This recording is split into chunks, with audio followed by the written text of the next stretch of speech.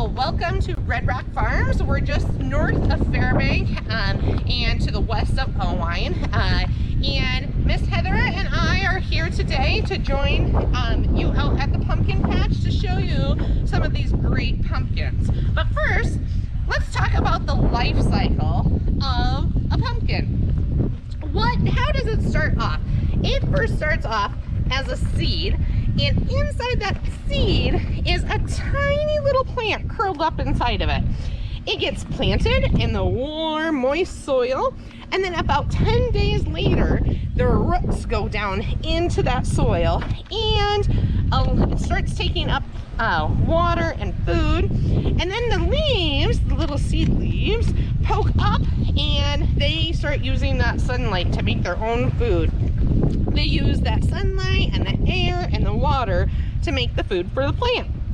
Then soon more leaves start to grow, and then a vine starts to grow. So pumpkins grow on a vine. They are a fruit, and that vine will start to curl and wrap and grow, and soon little yellow flowers will start to bloom off of that.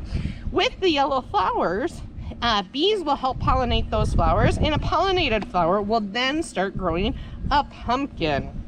The pumpkins will be green when they start off, and they will grow all summer long with big, huge leaves protecting them from the sun and keeping the soil moist for them. Then, if we have some weather problems, the weather can kind of hurt some of our pumpkins. Too much water can cause the pumpkins to rot, and too dry can actually dry up the pumpkins.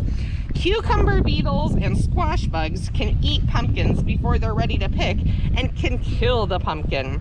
But if the pumpkins grow all summer long, they start to turn orange or white or yellow or even red.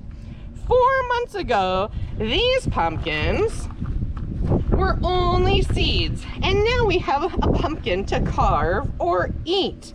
People make yummy dishes for pumpkins, from like pumpkin pie or cookies or a pumpkin soup or bread or muffins.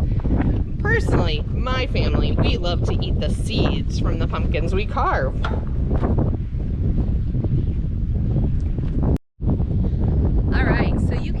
That these pumpkins do come in different colors. So mine is white and Miss Angie's is more orange. Sometimes those colors can be changing or intertwined. So I'm going to put my white one down, and then I'm going to grab this really cool, wicked, bumpy one, and this one is orange and has those green colors in it. Almost looks like awesome warts on the pumpkin, so it's just got a lot of character.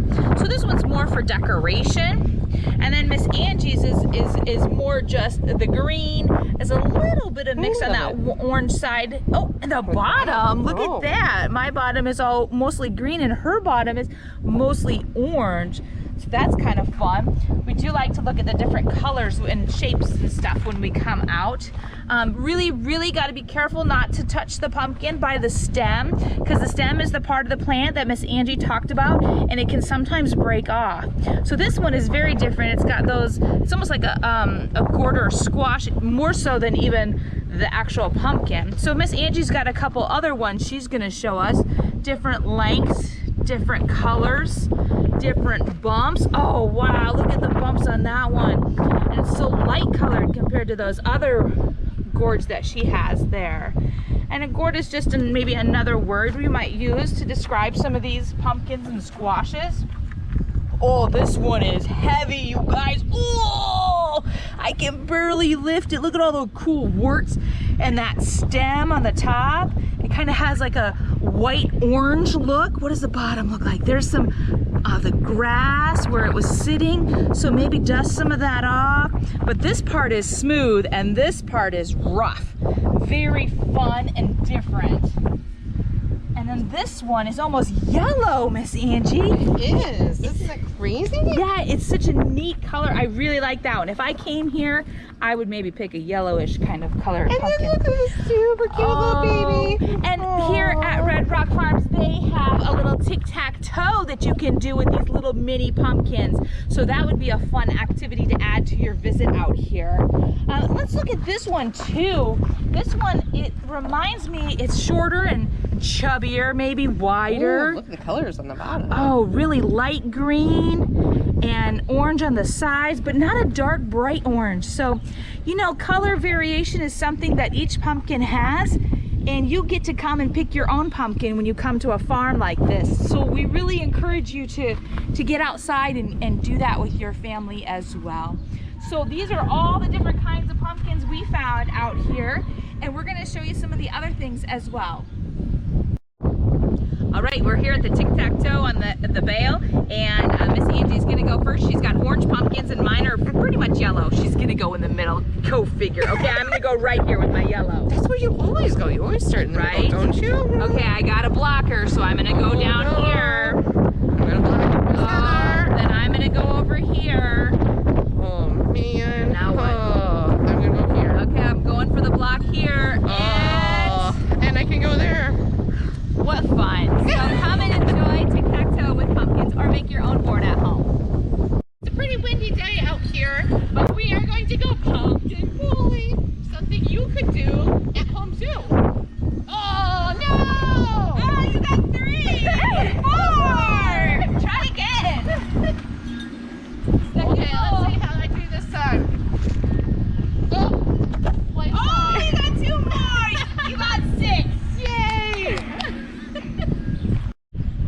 One other really neat thing about fall and this time of year is that mums are in bloom, and so when you come to a pumpkin farm like Red Rock, you might also find mums, and so I would encourage you to take a picture with them, or you might want to take them home. These are really full and beautiful. You can sit outside your porch or outside your garage. Lots of varieties of color. There's white, there's yellow, there's like a burgundy as well. And we also found something else. There's that bumblebee, guys. I love bumblebees. Bumblebees are native to Iowa. They help with pollinating. And this guy is trying to, or I should say gal, is trying to get as much of that nectar as possible. So here at Red Rock Farms, they have some puppies here. I'm holding a puppy. Miss Heather over there has a puppy too. They really like to lick us. Very friendly little puppies. They also have baby pot-belly pigs here, and they're pretty adorable too. But Mom is pretty protective over them, so we can't touch one of those.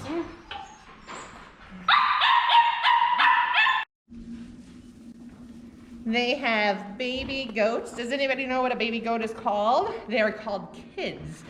Do you guys act like little baby goats?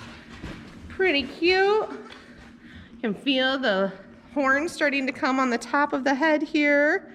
You can kind of see that. Oh, I think he's gonna try to lick you. Another fun animal to see here. Over here, we have a calf.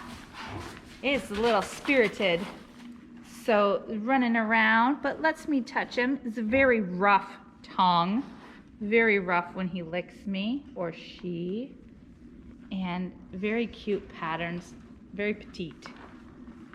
Lastly, Miss Angie has found something in the next stall. There are some baby pigs. Do you know what a baby pig's called? Piglets. And Mama is laying there. They're fun to watch.